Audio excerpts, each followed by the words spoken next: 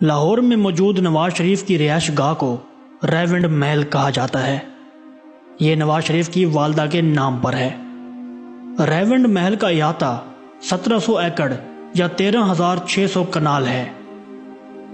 ملحقہ خریدی گئی زمین بھی شامل کی جائے تو 25,000 کنال سے زائد بنتی ہے۔ یہاں جانے کے لیے ایک خصوصی گیٹ بنایا گیا ہے جس پر نواز شریف کی والدہ بیگم شمیم شریف اور بیٹی مریم نواز کے نام بڑے بڑے حروف میں کندہ کیے گئے ہیں۔ شاہی رہائش گاہ میں 3 باورچی خانے، 3 ڈرائنگ روم، 1 سوئمنگ پول، 1 مچھلی فارم، 1 چھوٹا سا چڑیا گھر اور 1 جھیل شامل ہے۔ اس علاقے میں میاں شریف نے جو زمین خریدی اس کو قومی خزانے سے پیسے خرچ کر کے جدید سہولیات سے آراستہ کیا گیا۔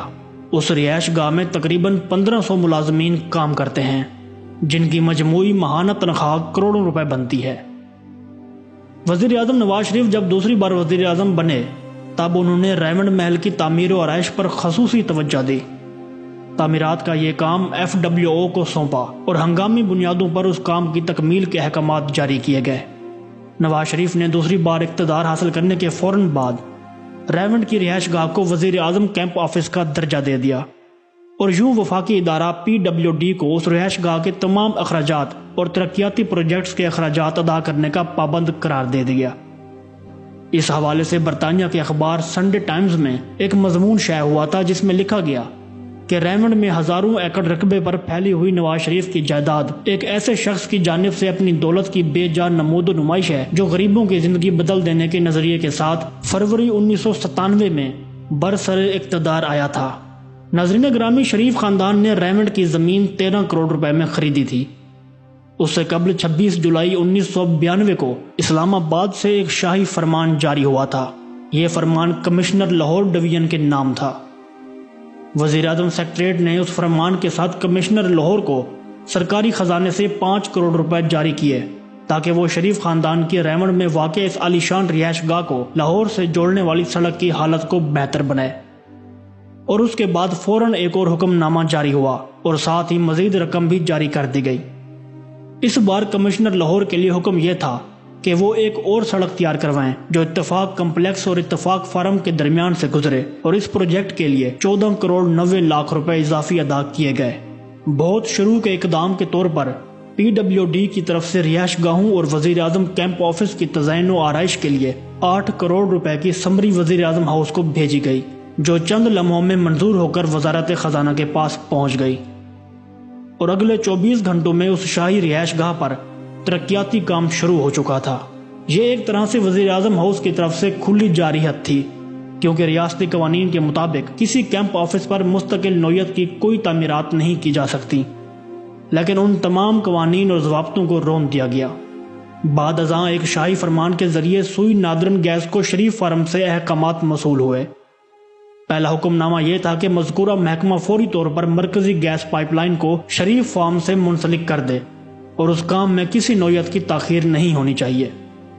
اس موقع پر خصوصی طور پر اہتمام کیا گیا کہ گیس کی سپلائی کے ساتھ کسی دوسرے کو کنیکشن نہ دیا جائے۔ مقامی لوگوں نے اس سہولت سے فائدہ اٹھانے کی کوشش کی لیکن ان کی درخواستوں کو واپس کر دیا گیا۔ ایک محتاط اندازے کے مطابق گیس پائپ لائن کی اس تنصیب پر قومی خزانے سے 7 کروڑ روپے، جو کہ آج کل کے 70 کروڑ روپوں کے برابر ہیں، خرچ کیے گئے۔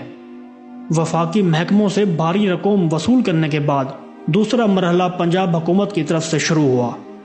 وزیر اعظم کے بھائی میاں شہباز شریف نے ضلع کونسل لاہور کو ایک حکم جاری کیا جس میں کہا گیا تھا کہ ضلع کونسل فوری طور پر 20 فٹ کارپیٹڈ سڑک تیار کروائے جو شریف فارم کے درمیان سے گزرے۔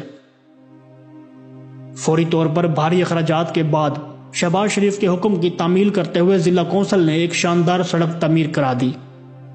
اس کے بعد ایک اور حکم نامہ جاری ہوا جس کے مطابق ضلع کونسل لاہور نے اڈا پلاٹ ریونڈ سے شریف فارم تک نہر کے دونوں کناروں پر سڑک کو شریف فارم تک پہنچا دیا۔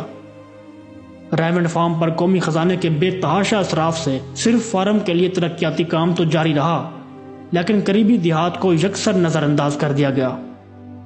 صرف شریف فارم کو مختلف بڑی سڑکوں سے جوڑنے کے لیے جو سڑکیں بنائی گئیں اس پر 32 کروڑ روپے خرچ ہوئے، لیکن 7 ملحقہ دیہات میں اینٹوں سے بنی ہوئی سڑکیں بھی نہ تھیں۔ اور غریب کسان کچے راستوں سے اپنی زرعی مصنوعات منڈی تک پہنچانے پر مجبور تھے۔ انہیں شریف فارم کو آنے والی گیس کی مین پائپ لائن سے بھی کنیکشن نہ دیے گئے اور نہ بجلی کے کنیکشن دیے گئے۔ شریف فارم کے ساتھ ہزاروں ایکڑ پر جوبلی ٹاؤن نامی سکیم کا اعلان کیا گیا۔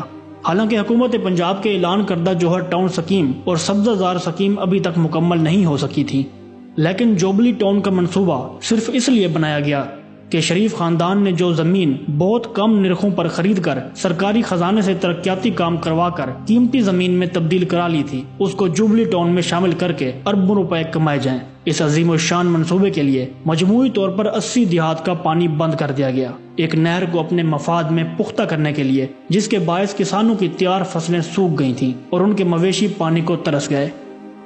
مقامی کسانوں نے اس ظلم کے خلاف جب احتجاج کرنا چاہا تو ان پر چڑھائی کر کے پنجاب پولیس کے جوانوں کو حکم دیا گیا، جنہوں نے غریب نہتے کسانوں کی خوب مرمت کی۔ ناظرین گرامی، واضح رہے کہ اس شاہی حکم نامے سے پہلے 80 مقامی دیہات کو اس نہر سے پانی حاصل ہوتا تھا اور اس سے لاکھوں ایکڑ اراضی سیراب ہوتی تھی۔